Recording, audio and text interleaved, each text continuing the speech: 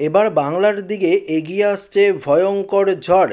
ইতিমধ্যেই ঘূর্ণিঝড়েরও সতর্কবার্তা জারি করেছে আবহাওয়া দপ্তর। তাহলে ঠিক কবে থেকে বাংলায় আবারও ঝড় বৃষ্টির সতর্কতা রয়েছে? কোন কোন জেলাগুলিতে ভারী বৃষ্টির অ্যালার্ট রয়েছে? পাশাপাশি বাংলাদেশ, অসম, ত্রিপুরা থেকে শুরু করে কোথায় কোথায় বৃষ্টি হবে, সমস্ত কিছু আপনাদেরকে এই ভিডিওটিতে একদম ডিটেলসেই জানিয়ে দেব। তো অবশ্যই ভিডিওটিতে আপনারা প্রত্যেকেই প্রথম থেকে শেষ পর্যন্ত সঙ্গে থাকবেন। মার্চেই গরমে হাঁসফাঁস দশা, চড়া রোদে রীতিমতো অস্বস্তিতে সাধারণ মানুষ। তবে এপ্রিলের শুরুতেই তীব্র গরম থেকে সাময়িকভাবে স্বস্তি মিলবে। ফের স্বস্তির বৃষ্টির পূর্বাভাস দিয়েছে আবহাওয়া দপ্তর। একটানা একাধিক জায়গায় বজ্র বিদ্যুৎ সহ বৃষ্টির সম্ভাবনা রয়েছে।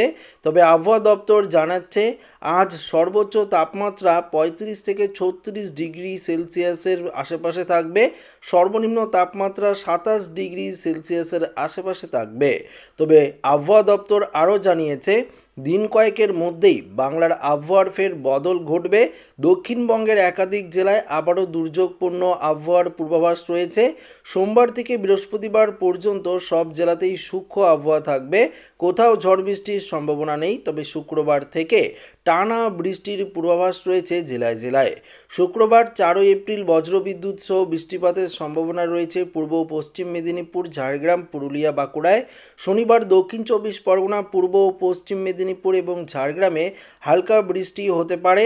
রবিবার এই 4 জেলায় বজ্র বিদ্যুৎ সহ বৃষ্টির সম্ভাবনা রয়েছে। অন্যদিকে উত্তরবঙ্গের জেলাগুলিতে মনোরম আবহাওয়া অব্যাহত রয়েছে। আগামী 7 দিন কোথাও বৃষ্টিপাতের সম্ভাবনা নেই। এমনকি তাপমাত্রার পারদ বিশেষ ওঠানামাও করবে না। অন্যদিকে বাংলাদেশেরও বেশ কয়েকটি জেলায় বৃষ্টিপাতের সম্ভাবনা রয়েছে।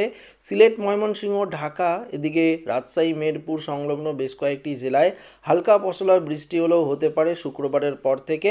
তাছাড়া আপাতত বৃষ্টিপাতের সম্ভাবনা নেই। অন্যদিকে ত্রিপুরা, মণিপুর, মিজোরামেও হালকা পশলা বৃষ্টিপাতের অ্যালার্ট জারি করেছে আবহাওয়া দপ্তর।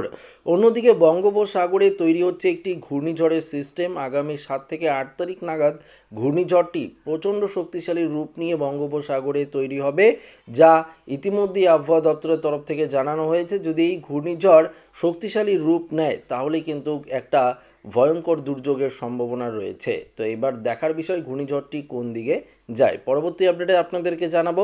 তো এই আপডেটটি এখানে শেষ করছি। ভালো লাগলে লাইক করবেন, বন্ধুর সাথে শেয়ার করবেন, নতুন হয়ে থাকলে চ্যানেলটিকে সাবস্ক্রাইব করে নেবেন। ধন্যবাদ।